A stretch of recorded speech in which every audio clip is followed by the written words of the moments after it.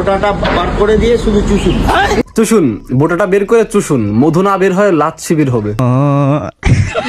কাকা কিন্তু সেই লেভেলের চুষনেওয়ালা, কোথায় কোথায় চুষলে মধু বের হবে কাকা ঠিকই জানে।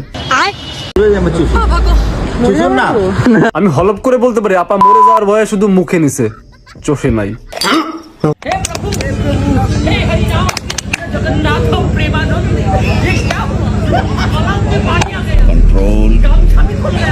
এই ভিডিও দেখে যারা উল্টাপাল্টা মন্তব্য করতেছেন তাদেরকে আমি সতর্ক করতে চাই, সচেতন করতে চাই।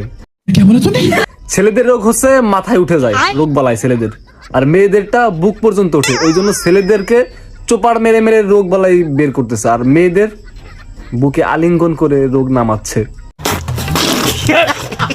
যে আপনারা এই স্পেশাল থেরাপি নিতে চান তারা অবশ্যই আমার ইনবক্সে কমেন্ট করে জানাই দেন। বিশেষ দ্রষ্টব্য, কোনো ছেলে কমেন্ট করবেন না, ছেলেদের জন্য এই থেরাপি না।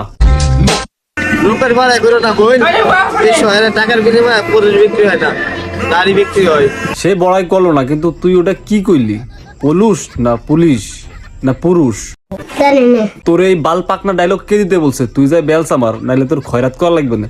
ইতালিতে কিন্তু খয়রাতি ময়রাতি চলে না, ডেরামে করে বাংলাদেশে পাঠাই দেবে না, বাঁচতে বাঁচতে বাংলাদেশে আসা লাগবে না।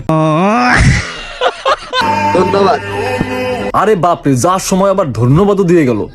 যে ডায়লগ দিছিল আশপাশে তো ঝড় শুরু হয়ে যাওয়া উচিত ছিল। আপনি যখন আলু মারার জন্য কাউকে প্রশংসা করেন, আরে না, আমার থেকে অনেক স্টাইলিশ ছিল বাংলাদেশে, কি বলেন?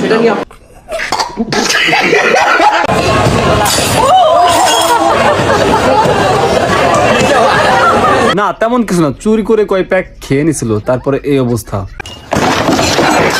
ওর একটু তেঁতুল খাওয়াই দেন, নাহলে কোনো মেয়ের উপরে ঝাঁপিয়ে পড়বে।